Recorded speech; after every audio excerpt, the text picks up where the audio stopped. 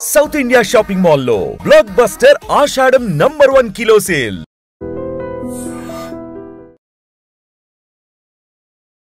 నమస్తే, welcome to I dream social spotlight with Kavitha. Kerala nurse Nimisha ప్రియాకి Yemen లో ఉరి శిక్ష విషయం అనేది సంచలనమైనటువంటి వార్తగా మారింది.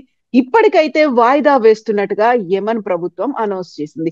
యాక్చువల్ గా విదేశాలకు వెళ్ళినప్పుడు మనం ఎలా వ్యవహరించాల్సినటువంటి అవసరం ఉంటుంది, అందులోనూ పర్టికులర్ గా ముస్లిం కంట్రీస్ లో, మిడిల్ ఈస్ట్ లో మనం ఎంత జాగ్రత్తగా ఉండాలి. మనతో పాటుగా ఉన్నారు సిబిఐ మాజీ జేడి లక్ష్మీనారాయణ గారు. సార్ నమస్కారం. సార్ నమస్తే కవిత గారు. సార్, నిమిష ప్రియ కేసు అనేది 2017లో జరిగింది. అప్పటి నుంచి ప్రొలాంగ్ అవుతూ వచ్చింది. లాస్ట్ మినిట్ లో ఏం జరుగుతుంది, ఏదైనా మిరాకిల్ అవుతుందా అనుకున్నప్పుడు మనం కోర్టు దాకా వెళ్ళాము, ప్రభుత్వాలు ఇన్వాల్వ్ అయ్యా, అక్కడ ఉన్నటువంటి మత పెద్దలు ఇన్వాల్వ్ అయ్యారు. అయితే ఇప్పుడు తాత్కాలికంగా వాయిదా పడింది. యాక్చువల్ గా ఏం జరుగుతోంది సార్ ఇలాంటి కేసుల్లో? యాక్చువల్ గా మీరు ఒకసారి నిమిష ప్రియ కేసు ఒకసారి చూస్తే, అమ్మాయి యాక్చువల్ గా మన కేరళ రాష్ట్రానికి చెందిన అమ్మాయి. పాలక్కాడ్ అనే జిల్లాలో అమ్మాయి నర్సింగ్ కోర్స్ చేసింది. She is a train nurse. ఆ తర్వాత ఏంటంటే యమన్ లో ఆమె పని చేయడానికని 2008లో వెళ్ళింది. అక్కడికి వెళ్ళి ఆ పనులు అవి చేసుకోవడానికి వెళ్ళిన తర్వాత తనంటూ ఒక ప్రైవేట్ క్లినిక్ ఒకటి స్టార్ట్ చేయాలని అమ్మాయి అనుకుంది, సనాన్ అనే ప్లేస్ లో.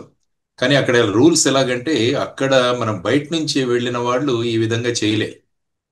కాబట్టి అక్కడ లోకల్ వ్యక్తి ఎవరైనా కావాలి అని చెప్పేసి ఒక ఎంఎన్ నేషనల్ ఎవరైతే ఉన్నాడో తలాల్ అబ్దో మహదీ అనే వ్యక్తిని ఆమె బిజినెస్ పార్ట్నర్ గా చేసుకొని ఆ బిజినెస్ లో ఎంటర్ అయ్యి అతను అప్లై చేశాడు దీనికి, ఈ ప్రైవేట్ క్లినిక్. కాబట్టి 2015లో ఈ క్లినిక్ ఓపెన్ చేశారు వాళ్ళిద్దరూ కలిసి. ఆ తర్వాత ఏంటంటే వీళ్ళిద్దరి మధ్య గొడవలు రావడం మొదలయ్యి, తర్వాత ఇతను అబ్యూస్ చేయడం మొదలుపెట్టాడు ఆ అమ్మాయిని. ఆ తర్వాత వచ్చేసి ఆ అమ్మాయి పాస్పోర్ట్ ను లాగేసుకున్నాడు. తర్వాత ఒక మ్యారేజ్ సర్టిఫికేట్, ఒక ఫోర్జ్డ్ మ్యారేజ్ సర్టిఫికేట్ కూడా తయారు చేసి, ఆ తర్వాత ఎప్పుడు కాన్స్టెంట్ గా ఫిజికల్ ఈ అసాల్ట్స్ అన్నిటి కూడా చేస్తూ ఉండేవాడు అని చెప్పేసి ఆ అమ్మాయి కంప్లైంట్ చేసింది. దాంతో ఏమైందంటే 2017లో ఆ అమ్మాయి ఇక భరించలేక ఫైనల్ గా ఇతన్ని ఎలాగైనా నాకు పాస్పోర్ట్ తెచ్చుకోవాలి, తర్వాత ఇతని కంట్రోల్ నుంచి నేను వెళ్ళిపోవాలి అని అక్కడ ఎవరో ఒకరు ఇంకొక నర్సు సలహాతో సెడిటివ్స్, మత్తు మందు అన్నది స్లోగా డోసెస్ లో ఈ మహదీ అన్న ఆయనకి ఇవ్వడం మొదలుపెట్టింది. ఇవి ఇలా పెరుగుంటూ పోతూ ఓవర్ డోస్ తో అతను చనిపోయాడు. సో ఆ విధంగా ఈ విధమైన ఇది జరిగింది అక్కడ. ఆ తర్వాత ఆమె ఇతని బాడీని అంతా కూడా చిన్న చిన్న ముక్కలుగా చేసేసి వాటిని ఒక వాటర్ ట్యాంక్ లో పడేయడం. తర్వాత ఈ ఇద్దరిని కూడా అరెస్ట్ చేయడం జరిగింది అక్కడ. ఏమన్నా పోలీసులు వీళ్ళిద్దరిని కూడా అరెస్ట్ చేయండి అంటే ఎవరైతే సలహా ఇచ్చారో ఆ తర్వాత వచ్చేసి ఈమెని నిమిషాన్ని కూడా. ఆ తర్వాత ఏంటంటే కోర్టులో ఈ ప్రొసీడింగ్ జరిగాయి. స్థానికంగా ఉన్న లోకల్ కోర్టులో ప్రొసీడింగ్స్ అయిన తర్వాత ఆమెను 3 సార్లు డెత్ సెంటెన్స్ ప్రకటించారు. అంటే ఒక్కొక్క దానికి, అంటే ఆ వ్యక్తికి ఓవర్ డోస్ కెమికల్స్ ఇవ్వడము, తర్వాత బాడీని పార్ట్స్ గైడ్ చేయడము, తర్వాత డంప్ చేయడము, తర్వాత ఎవిడెన్స్ ను ఇది చేయడము, ఇలాగా అని చెప్పేసి 3 కౌంట్స్ అంటారు మామూలుగా. సో 3 కౌంట్స్ లో ఆవిడకి డెత్ సెంటెన్స్ ఇచ్చారు. ఆ తర్వాత అపీల్ కు వేస్తే అపీల్ కోర్టు అందులో ఒకటి తగ్గించింది. అంటే 2 అన్నది ఆ దేశం యొక్క సుప్రీం కోర్టు కూడా ఈ అమ్మాయికి 2 సార్లు మరణ శిక్ష అన్నది కన్ఫర్మ్ చేసి. ఆ తర్వాత ఏమవుతుందంటే ఇది 2020 సంవత్సరంలో జరిగింది. ఆ తర్వాత 2023 సంవత్సరంలో యెమెన్ దేశం యొక్క ప్రెసిడెంట్ ఎవరైతే ఉన్నారో రషాద్ అలీమి అనే ఆయన దీన్ని అప్రూవ్ చేశాడు. అంటే ఈమెను ఈ విధంగా మరణ శిక్ష విధించాలి అన్నది. తరువాత 2025 సంవత్సరం, అంటే ఈ సంవత్సరం జనవరిలో ఆ Houthi controlled supreme political council ఉంటుంది, అది కూడా పర్మిషన్ ఇవ్వాలి దీనికి. ఎందుకంటే యమన్ తీసుకుంటే అది హౌతీ కంట్రోల్లో ఉంది. కాబట్టి మహదీ అల్ మషాత్ అనే అతను head of Houthi controlled supreme political council, ఆయన కూడా దీన్ని సంతకం పెట్టాడు. సో ఈ విధంగా ఈ మొత్తం కేసు ఇది డీటెయిల్స్. ఆ తర్వాత ఏమైందంటే ఇక వీళ్ళు అప్పీల్ చేసుకోవడం మొదలు పెట్టారు. మొదటిగా ఏమైందంటే డిసెంబర్ 24న ఈ అమ్మాయి నిమిష ప్రియ అమ్మగారు ఎవరైతే ఉన్నారో ప్రేమ కుమారి అని, ఆవిడ కూడా ఒక డొమెస్టిక్ వర్కరే. ఆవిడ ఏంటంటే ఢిల్లీ హైకోర్టుకు వెళ్ళింది. ఎందుకంటే యమన్ కు ట్రావెల్ చేయడానికి అప్పుడు ట్రావెల్ బ్యాన్ ఉండింది మన దగ్గర. కాబట్టి ఈమె ఢిల్లీ హైకోర్టు నుంచి ట్రావెల్ చేయవచ్చు అని చెప్పి ఆమె ఏప్రిల్ 2025లో వాళ్ళ అమ్మ అక్కడ చేరుకుంది. చేరుకొని అక్కడ ఈ మహతి అతను ఎవరైతే ఉన్నాడో చనిపోయిన వ్యక్తి వాళ్ళ ఫ్యామిలీని ఎలాగైనా మీరు దీని నుంచి ఆ అమ్మాయిని కాపాడండి, ఆమెకు క్షమాభిక్ష పెట్టండి అని ఈవిడ తర్వాత ఏమైంది, సుప్రీంకోర్టులో కూడా ఒక కేసు వేయడం జరిగింది. మీరు మొన్న ఉమ్, 14 జూలై చూస్తే సుప్రీంకోర్టు మన గవర్నమెంట్ సుప్రీంకోర్టు ఏం చెప్పిందంటే ఆల్మోస్ట్ ఇక డిప్లొమాటిక్ ఇంటర్వెన్షన్ అన్నది ఆల్మోస్ట్ ముగిసిపోయింది మాకు. ఉమ్, ఎందుకంటే హౌతీ రిజీమ్ అక్కడ ఏదైతే ఉందో అది ఫార్మల్ గా రికగ్నైజ్ చేయలేదు ఇండియా. అవును. కాబట్టి ఇక డిప్లొమాటిక్ ఇంటర్వెన్షన్స్ అంత ఇదిగా ఉండవు అన్న తర్వాత యాక్చువల్గా ఒక సున్నీ స్కాలర్ ఉన్నాడు ఆయన, కాంతాపురం ఏపీ అబూబకర్. ఆయన ముందుకొచ్చాడు. వచ్చి యమన్ లో ఉన్న అథారిటీస్ తో ఆయన మాట్లాడి దీన్ని పోస్ట్పోన్ చేయించాడు. ఉమ్, ఆ తర్వాత 16 జూలై ఆ రోజు ఈ పోస్ట్పోన్మెంట్ అనేది కన్ఫర్మ్ అయింది. అయ్యి మనకంటే ఈ రోజు అవును. పోస్ట్పోన్ కన్ఫర్మ్ చేసి కొంత ఎక్కువ సమయం ఇంకొన్ని రోజుల తర్వాత దీని మీద నిర్ణయం తీసుకుంటాము అన్నది వాళ్ళు చెప్పింది. ఉమ్, అంటే దేనికి పోస్ట్పోన్మెంట్ చేశారంటే అక్కడ ఒక పదం ఉంది, దాని పదాన్ని ఏమంటారంటే దియా అంట. అంటే అక్కడ రెండు రకాలుగా ఉన్నాయి. మీరు యాక్చువల్గా అక్కడ ఉన్న చట్టాన్ని ఒకసారి చూస్తే దాన్ని యా. షరియా లా అంటారు. ఉమ్, షరియా లా అంటే ఏంటంటే షరియాకు మీరు లిటరల్ మీనింగ్ తీసుకుంటే correct path or the way, అంటే మార్గం ఏంటి, సరైన మార్గం ఏంటి అన్నది షరియా యొక్క ట్రాన్స్లేషన్. ఉమ్, యాక్చువల్గా ఇది ఖురాన్ నుంచి తరువాత హదీత్ నుంచి, ఈ రెండిటి నుంచి ఈ షరియా అన్నది ఏర్పడింది అనమాట. అంటే ఖురాన్ తర్వాత హదీత్ అంటే ప్రాఫెట్ మహమ్మద్ ఏదైతే చెప్పారో తర్వాత వారి యాక్షన్స్ ఏవైతే ఉన్నాయో వీటన్నిటిని హదీత్ అంటాం. ఉమ్, ఖురాన్ అన్నది డైరెక్ట్ గా అల్లా నుంచి వచ్చిన పలుకులు అన్నది ఖురాన్ నమ్మకం. సో ఈ రెండిటి ద్వారా ఈ షరియా అన్నది ఏర్పడింది అనమాట. సో ఇప్పుడు ఈ షరియా నుంచి వచ్చిన దాంట్లో రెండు ఉన్నాయి. ఒకటి ఏంటంటే ఖిసాస్ అంటారు, ఉమ్, రెండవది వచ్చేసి దియా. ఈ రెండు పదాలు మనకు తెలియాలి. ఖిసాస్ అంటే ఏంటంటే ఐ ఫర్ ఐ, అంటే యా. మా వ్యక్తిని వీళ్ళు చంపారు కాబట్టి ఆ వ్యక్తిని కూడా చంపాలి అన్నది మొదటి ఇది. ఉమ్, రెండవది వచ్చేసి దియా అంట. దియా అంటే దీన్నే ఇంగ్లీష్ లో బ్లడ్ మనీ అంటారు. అంటే ఏ వ్యక్తి అయితే ఆ కుటుంబం నుంచి వాళ్ళు కోల్పోయారో దానికి కాంపెన్సేషన్ గా మీరు డబ్బు రూపంలో వాళ్ళకి ఇస్తే వాళ్ళు ఈ ఎవరైతే వ్యక్తి చంపారో ఆ వ్యక్తికి క్షమాభిక్ష పెట్టొచ్చు. ఉమ్, సో ఇప్పుడు ప్రస్తుతానికి జరుగుతున్నది ఈ దియా అంటే ఈ బ్లడ్ మనీ గురించి నెగోసియేషన్స్ జరుగుతున్నాయి. యా. అంటే ఎంత కావాలి వాళ్ళకి, ఏ విధంగా వాళ్ళు సాటిస్ఫై అవుతారు అన్న దాని గురించి. అప్పుడేమవుతుందంటే ఆ ఫ్యామిలీ ఎవరైతే ఉన్నారో, ఈ వ్యక్తి ఎవరైతే మరణించాడో ఆ వ్యక్తి వాళ్ళ ఫ్యామిలీ ఏం చేయాలి అంటే మాకు కిస్సా అన్నది వద్దు, ఉమ్, మాకు మేము దియాకు అగ్రీ అవుతాము అని చెప్పేసి వాళ్ళు మాట్లాడారు. కాబట్టి ఉమ్, వాళ్ళు ఏం చేయాలంటే కిసాస్ అన్నది మాకొద్దు, అంటే మాకు ఐ ఫర్ ఐ వద్దు, అంటే కంటికి కన్ను, ఉమ్, అంటే మాకు చావుకు చావు అది వద్దు. యా. కానీ మేము ఈ దియా అంటే బ్లడ్ మనీని యాక్సెప్ట్ చేసి మేము ఆ అమ్మాయికి క్షమాభిక్ష పెట్టడానికి సిద్ధము అని అంటారు. ఇది ఉమ్, యాక్చువల్గా ఈ కాన్సెప్ట్ ఖురాన్ లో సురా అల్ బక్రా అని ఉంది, అందులో ఉమ్, 2:178 అంటారు. దానిలో ఈ సిద్ధాంతం ఉందన్నమాట. యా. అది యమన్ లో పీనల్ కోడ్ లో దాన్ని రికగ్నైజ్ చేశారు వాళ్ళు. ఉమ్, సో ఇది టోటల్ గా లీగల్ పొజిషన్ మీరు చూసుకోవచ్చు. ఉమ్, సో ఇప్పుడు ఈ దియాని వాళ్ళు ఒప్పుకుంటే ఈ అమ్మాయి ఆటోమేటిక్ గా వదిలేస్తారా అన్నది కూడా ఒక క్వశ్చన్. ఉమ్, అంటే సపోజ్ ఇప్పుడు వీళ్ళు దియాకు ఒప్పుకున్నారు, ఎంతో టర్మ్స్ అండ్ కండిషన్స్ యా. ఒప్పేసుకొని మాకు ఆ కిస్సా సొద్దు కానీ మాకు ఈ దియా, మేము బ్లడ్ మనీ ఏదైతే ఉందో మాకు ఓకే, కాబట్టి మీరు ఈ అమ్మాయికి మేము క్షమాభిక్ష పెడుతున్నామని వాళ్ళు చెప్పిన తర్వాత ఏమవుతుందంటే ఆ డెత్ సెంటెన్స్ అన్నది ఆగిపోతుంది, ఉమ్, మరణ శిక్ష అన్నది ఆగిపోతుంది. కానీ ఆ అమ్మాయి ఇమీడియట్ గా రిలీజ్ అవుతుందా లేదా అన్నదాని గ్యారంటీ లేదు. ఆ, అప్పుడు కోర్టులు ఏంటంటే దీన్ని తీసుకొని, ఎందుకంటే ఆ వ్యక్తి అయితే చనిపోయాడు, అవును. ఆ అమ్మాయి చేతిలో ఒక నేరం అయితే చేయబడింది, ఉమ్, ఆ నేరం వల్ల ఒక వ్యక్తి చనిపోయాడు. ఆ వ్యక్తి యొక్క కుటుంబం ఈ అమ్మాయి దగ్గర నుంచి కాంపెన్సేషన్ తీసుకొని ఈ అమ్మాయికి డెత్ సెంటెన్స్ వద్దు, ఐ ఫర్ ఐ వద్దు, అన్నది ఉమ్, వాళ్ళు చెప్పిన తర్వాత అప్పుడు ఈ కోర్ట్స్ ఏం చేస్తాయంటే దీని గురించి మళ్ళా ఒకసారి చర్చించి మరి ఆ అమ్మాయిని జైల్లో పెట్టాలా లేకుంటే రిలీజ్ చేయాలా అన్నది వాళ్ళు నిర్ణయిస్తారు.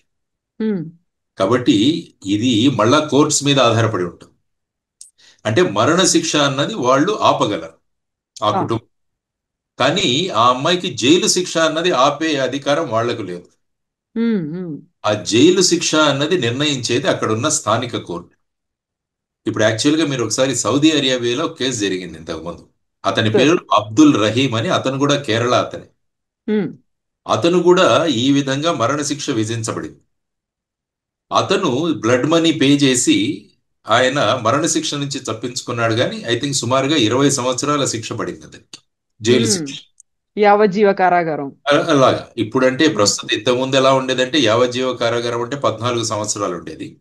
ఇప్పుడు కొత్తగా యావజ్జీవం అంటే వాళ్ళు జీవితం బతికినంత వరకు జైల్లోనే ఉండాలి, అది యావజ్జీవం ఇప్పుడున్న ఇది ప్రస్తుతం. ఉమ్, ఉమ్, కాబట్టి ఇప్పుడు కోర్టు సెంటెన్స్లు కూడా చెప్పండి, ఈ sentence to life imprisonment till he lives అంటారు. ఆ విధంగా ఈ మధ్య సెంటెన్స్ ప్రకటించబడుతుంది.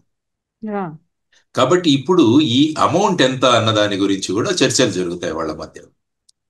అంటే ఇది కోర్టు మ్యాండేటెడ్ కాదు, ఇది బయట జనరల్ జరగాల్సింది ఇది. బయట జరగాల్సిందే, అవుట్ ఆఫ్ ది కోర్ట్ ఇది జరిగేది.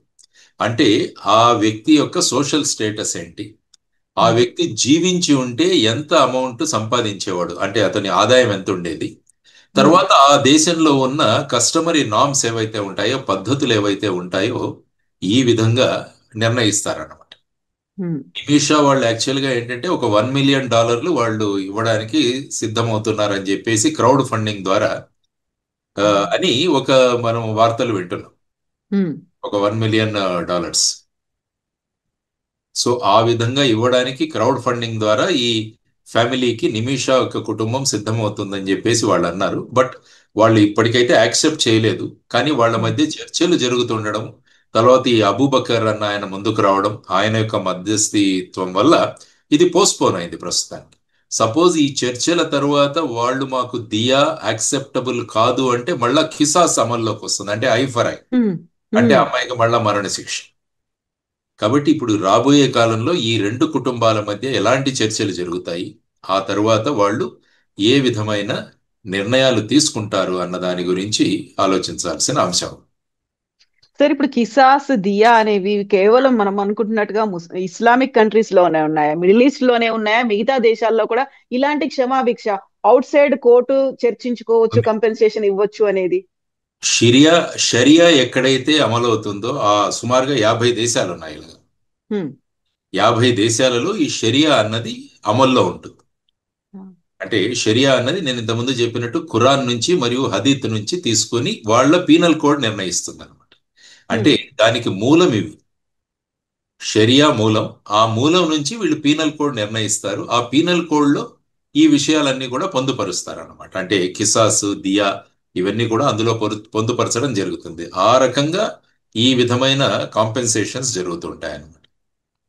అది హ్మ్. ప్రస్తుతం అక్కడ ఉన్న పరిస్థితి. మరి చూడాలి వాళ్ళు ఏ విధంగా ఈ చర్చలు సఫలీకృతం అవుతాయో, ఆ తర్వాత ఏ విధంగా ఉంటుంది అన్నది కూడా. ఎందుకంటే సేవ్ నిమిషా ప్రియ ఇంటర్నేషనల్ యాక్షన్ కౌన్సిల్ అన్నది కూడా ఒకటి ఏర్పాటైంది. అవును. అవును సార్. శామ్యుల్ జిరోమ్ భాస్కర్ అనే ఆయన ఆయన మెయిన్ నెగోషియేటర్. సో ఆ విధంగా ఈ అమ్మాయిని ఉరి శిక్ష నుంచి తప్పించాలి అన్నది మొత్తం ఇంటర్నేషనల్ లెవెల్లో ఒక యాక్షన్ కౌన్సిల్ కూడా ఏర్పడింది. సో ఆ సార్. విధంగా ఏంటంటే మన డిప్లొమాసీలో ప్రాబ్లం ఏంటంటే ఈ యెమెన్ లో హ్మ్. హౌతీస్ ఉన్నారు, ఎస్ కానీ సార్. అది ఎక్కడ ఇంటర్నేషనల్లీ రికగ్నైజ్డ్ కాదు. కాబట్టి వాళ్ళతో మనం డిప్లొమాటిక్ డిస్కషన్స్ అన్నవి కొద్దిగా ఎక్కడో ఒక చోట ఆటంకం. హ్మ్. తర్వాత సుప్రీంకోర్టుకు వెళ్ళినా కూడా సుప్రీంకోర్టు కూడా ఆ, ఏమనిందంటే ఈ అమ్మాయిని మీరు ఫండ్ రైజింగ్ ద్వారా, తర్వాత ఈ మధ్యస్థులు ఎవరైతే ఉన్నారో వారి చర్చల ద్వారా దీన్ని మీరు పరిష్కరించుకోండి అన్నది మేము పెద్దగా చేయలేమని కూడా సుప్రీంకోర్టు వ్యాఖ్యానించడం జరిగింది. హ్మ్. ఎందుకంటే ఏ దేశం మీద కూడా వాళ్ళ వాళ్ళ చట్టాలను బట్టి అక్కడ పద్ధతులు ఉంటాయి. ఇప్పుడు మన అవును. దేశంలో అయితే సుప్రీంకోర్టు డెఫినెట్ గా దానిలో ఇంటర్వ్యూన్ అవ్వచ్చు. ఆ తర్వాత ఫైనల్ గా మనకు ప్రెసిడెంట్, గవర్నరు వీళ్ళకు కూడా క్షమాభిక్ష పెట్టే అధికారం కూడా మన రాజ్యాంగంలో ఉంది. హ్మ్. కాబట్టి ఏ ఏ దేశాలలో ఏ విధమైన సిస్టమ్స్ ఉంటాయో ఆ సిస్టమ్స్ ని అవలంబించి చేయాల్సిన అవసరం ఉంది. కాబట్టి చూద్దాం రాబోయే కాలంలో ఈ దియా చర్చలు ఏ విధంగా జరుగుతాయి, ఆ తర్వాత వాళ్ళు ఏ విధంగా అంగీకరిస్తారు. అది సపోజ్ అంగీకరించాలని కోరుకుందాం. అంగీకరించిన తర్వాత స్థానిక కోర్టులు ఏ విధంగా ఈ విషయంలో ఈ నిమిషా ప్రియాకు ఏ విధంగా రాబోయే కాలంలో ఎటువంటి శిక్ష ఉండాలి అన్నది కూడా వాళ్ళు నిర్ణయించే ఇది ఉంటుంది. కాబట్టి we have to wait and see what is going to happen. Sir ఇక్కడే ఇంకొక వాదన అనాలిసిస్ కూడా వినిపిస్తోంది. ఇప్పుడు హౌతీల మీద మనం అటాక్ అనేది చేస్తున్నాం, వాళ్ళ స్థావరాల్ని కూడా మట్టు పెడుతున్నాము, అక్కడ ఇజ్రాయెల్ కేమో సపోర్ట్ గా ఉన్నాం కాబట్టి హౌతీల ఫ్యామిలీ మీద ప్రెషర్ తీసుకొస్తారు. మీరు చెప్పినటువంటి దియా కాకుండా చేసే ప్రయత్నాలు అనేవి ఉన్నాయి. ఎవరైతే టువర్డ్స్ ఫ్రెండ్లీగా ఉన్నారో వాళ్ళ వైపు మనం లేము అనే మాట సార్. కానీ జనరల్ గా ఏంటంటే ఇది ఒక మహిళకు పడిన శిక్ష, అదొకటి మనం గమనించాలి. తర్వాత ఆ వ్యక్తి ఈ అమ్మాయిని అన్ని విధాలుగా ఎక్స్ప్లాయిట్ చేసి ఆ అమ్మాయి పాస్పోర్ట్ లాగేసుకొని ఆ అమ్మాయిని ఏకాకిగా చేసిన సందర్భాలు అక్కడ ఉన్నాయి. ఓకే, ఇజ్రాయిల్ హౌతీస్ కు మధ్య కంటిన్యూస్ గా జరుగుతూనే ఉంది అక్కడ యుద్ధం. సో భారతదేశం యొక్క వ్యూ పాయింట్ ని ఈ కేసుతో లింక్ చేసే అవకాశం తక్కువగా ఉంటుంది అనుకుంటాను నేను. అంటే హౌతీస్ ఎందుకంటే అఫ్ కోర్స్ హౌతీస్ వాళ్ళ స్టాండింగ్ కౌన్సిల్ ఆయన ఇచ్చాడు, పర్మిషన్ ఇచ్చాడు దీనికి వెళ్ళడానికి, అది రెగ్యులర్ ప్రొసీజర్. కానీ ఇప్పుడు మనం చూడాల్సింది ఈ ఫ్యామిలీకి మధ్య ఉన్న వాళ్ళ నిర్ణయం. కాబట్టి మీరు అంటున్నారు ఇప్పుడు ఆ ఫ్యామిలీ మీద వీళ్ళు ప్రెషర్ పెట్టి దీనికి కిసాస్కే అగ్రీ చేయండి, దియాకు అగ్రీ చేయకూడదు అన్నది కూడా ఒక వాదన వినిపిస్తుంది. That may be A general గా పబ్లిక్ లో జరుగుతున్న వాదన అవ్వచ్చు. కానీ చూద్దాం, ఎందుకంటే ఈయన సున్నీ లీడర్ ఎవరైతే అబూబకర్ ఉన్నాడో ఆయన is taking the cost in a logical way ఆయన తీసుకున్నాడు. ముస్లియార్ ఏపీ అబూబకర్ ఆయన కాంతాపురం ఆయన లీడ్ తీసుకున్నారు. కాబట్టి మోస్ట్ ప్రాబబ్లీ ఈ స్టేజ్ కు వచ్చిందంటేనే ఒక పాజిటివిటీగా మనం ఆలోచించవచ్చు. ఆ తర్వాత ఏ విధంగా ఆ ఫ్యామిలీని కన్విన్స్ చేస్తారు అన్నది మనం చూడాల్సిన ప్రధాన అంశం. Yes sir, thank you so much sir. Thank you sir. నమస్తే. నిజంగా ప్రస్తుతం ఉన్నటువంటి సమాజం దేనికి ప్రయారిటీ ఇస్తుంది? ఆర్థిక సంబంధాల చుట్టూ మాత్రమే తిరుగుతుంది. మళ్ళీ ఎన్నికలంగానే చాలా విరక్తి కలుగుతాను. మంచి అనిపిస్తుంది కదా, లేడీస్ కూడా ఛాలెంజింగ్ జాబ్స్ చేసినప్పుడు చాలా బాగుంటది. ట్రాఫిక్ అసిస్టెంట్స్ గా నియమించిన ట్రాన్స్జెండర్స్ అందరితో సాల్యూట్ చేయించుకుంటున్నారు. ఫుడ్ డెలివరీ ఇవ్వటానికి వెళ్ళినటువంటి డెలివరీ బాయ్ అనిల్ పై కళ్ళ ముందు